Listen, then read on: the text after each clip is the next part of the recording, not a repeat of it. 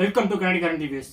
நீங்கள் நம்ம திரைப்பட நிகழ்ச்சியில் எந்த படத்தை பற்றி பார்க்க போகிறோன்னா, நடிகர் விஷ்ணு மஞ்சு, பிரபாஸ், மோகன்லால், சரத்குமார், அக்ஷய்குமார், காஜல் அகர்வால், பிரீத்தி முகுதன் மற்றும் பல பிரபலங்கள் நடித்து வெளியிருந்திருக்கிற கண்ணப்பா படத்தை பற்றி தான் பார்க்க போகிறோம்.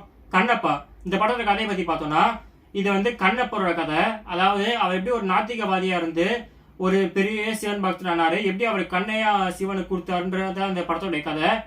ஸோ அந்த படத்தோட பாசிட்டிவ்ஸ் நெகட்டிவ்ஸ் பற்றி பார்ப்போம். பாசிட்டிவ்ஸ் பார்த்தீங்கன்னா, இந்த படத்தில் இந்த விஷ்ணு மஞ்சு அதாவது கண்ணப்பா நடிப்பார்ல, அவர் பண்ண பர்ஃபார்மன்ஸ் வந்து ரொம்ப நல்லா இருந்துச்சு. மற்றவங்களோட பர்ஃபார்மன்ஸ் நல்லா இருந்துச்சு. ஸ்க்ரீன் பிளே ரொம்ப நல்லா இருந்துச்சு. இந்த படம் ஃபர்ஸ்ட் ஹாஃப் வந்து நல்லா விறுவிறுன்னு போகும்.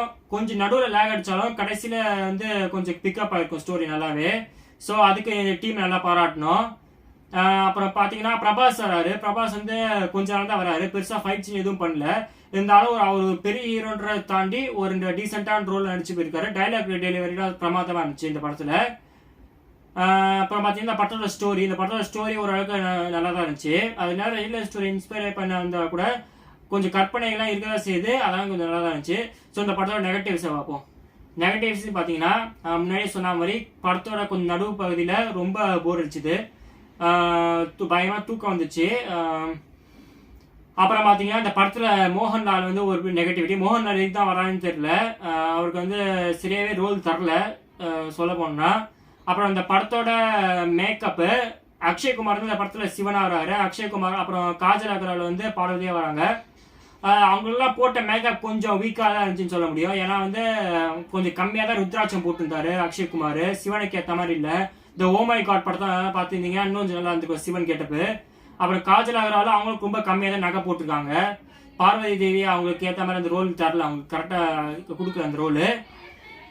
மற்றவங்களுக்கு போட்ட மேக்கப்லாம் நல்லா இருந்துச்சு. அப்புறம் இந்த சிஜே இந்த விஎஃப்எக்ஸ் ஒர்க்கு, இந்த படத்தோட பட்ஜெட் வந்து ஒரு சுமாராக ஒரு 200 கோடி போகுதுன்ட்டு விக்கிபீடியா சொல்லுது. இதனால அந்த அளவுக்குலாம் பெருசாக ஒன்றும் இல்லை.